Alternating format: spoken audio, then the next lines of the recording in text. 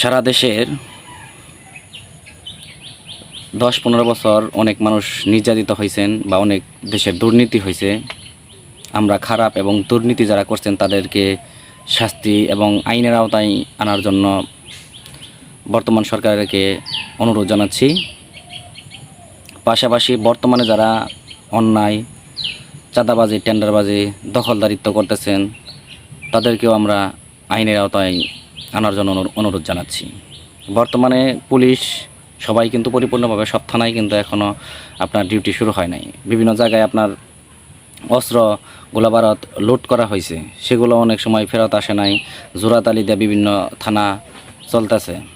পাশাপাশি এখন মোটামুটি কিছুটা নিয়ন্ত্রণে রাখছে সেনাবাহিনীকে বর্তমানে তাদেরকে ম্যাজিস্ট্রেট পাওয়ার দিয়ে বিভিন্ন জায়গায় যখন আপনার দুর্নীতি, দখলদারিত্ব, চাঁদাবাজি, টেন্ডারবাজি হবে সেখানে তাদেরকে পাওয়ার দেওয়া হোক। তারা যাতে মাঠে থাকে। সবসময় দেখবেন যে দুষ্ট প্রকৃতির যারা মানুষ বিভিন্ন দলের নাম ভাঙিয়ে চলতেছে তারা ঘরতে লুকাবে কিংবা ধরা পড়বে। তাহলে দেখা যাবে যে আস্তে আস্তে দেশের আইন শৃঙ্খলা ফিরে আসবে।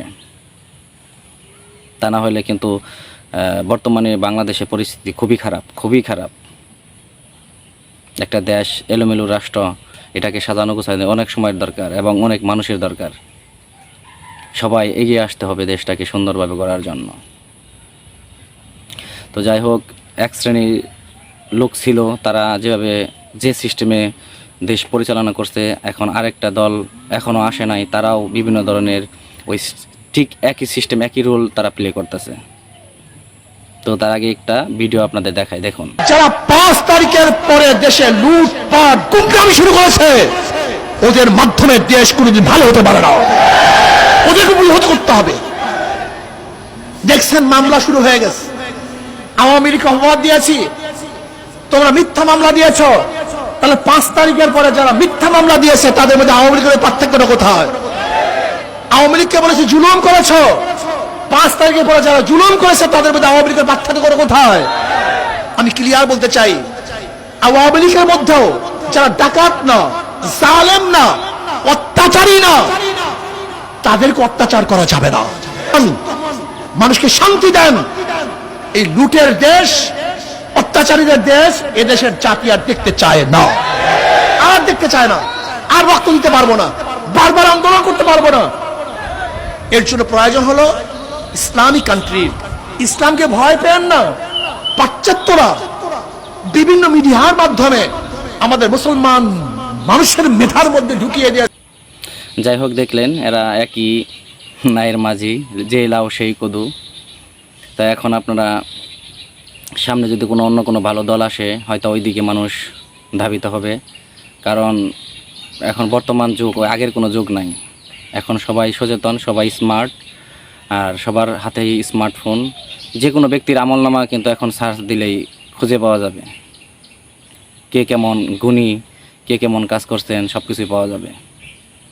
তো তাই বেশি বাড়াবাড়ি না করে দেশটা কীভাবে মানে শান্তি শৃঙ্খলা ফিরে আসে সেই লক্ষ্যে আমরা সবাই কাজ করব। আর যারা ওই আপনার শুধু ওই চেয়ার বদল হয়েছে, আপনার ক্ষমতার লোক পরিবর্তন হয়েছে, চেয়ার কিন্তু সেটাই আছে, আর ব্যক্তির চরিত্র কিন্তু সেটাই আছে। শুধু ব্যক্তির পরিবর্তন হয়েছে, নীতির পরিবর্তন হয় নাই, চরিত্রের পরিবর্তন হয় নাই। আপনি মনে করতেছেন যে এদেশে কি এখন দুর্নীতি হচ্ছে না, ঘুষ খাচ্ছে না? কে বলছে ভূমি অফিসে এখনও ঘুষ চলতেছে না?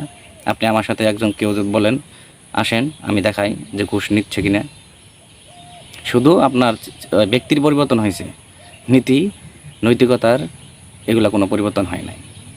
তো এগুলো পরিবর্তন আনতে হবে। সেগুলো যদি প্রমাণিত হয় দৃষ্টান্ত শাস্তি দিতে হবে। এবং জ্বালাও পোড়াও আপনার বিভিন্ন মিল, ফ্যাক্টরি, শিল্প কারখানা বন্ধ এবং আগুন দেওয়া বন্ধ করুন। দেশকে বাঁচান, দেশের মানুষকে বাঁচান, দেশের অর্থনীতি বাঁচান এবং অন্যান্য রাষ্ট্র যখন বিনিয়োগ যাতে করে সেই দিকে, সেই লক্ষ্যে কাজ করেন, তাহলে দেশ এবং জাতি উপকৃত হবে। তা না হলে ওই ক্ষমতার জন্য যদি লড়াই করেন সবাই, বিভিন্ন জায়গায় যেখানে আইন শৃঙ্খলা বাহিনী, যেখানে নিরাপত্তা দেওয়ার কথা, সেখানে ছাত্ররা যায় সমাধান দেওয়ার চেষ্টা করতেছে। ছাত্রদের তো সেটা করার দায়িত্ব না, ছাত্রদের সেখানে পড়াশোনা করতে হবে। এখন তো সব আপনার বিপ্লব বা গণ অভ্যুত্থান সব কিছু শেষ হয়ে গেছে, দাবি আদায় শেষ হয়ে গেছে, কিন্তু ছাত্ররা এখন রাস্তায় এবং মাঠে ঘাটে বিভিন্ন জায়গায় তারা এখন কাজ করতেছে। কেন? প্রশাসনকে দিয়ে কাজ করতে হবে, ছাত্রদেরকে পড়াশোনায় ফেরানো খুবই জরুরি। যাই হোক, সবাই ভালো থাকবেন, সুস্থ থাকবেন। আসসালামু আলাইকুম।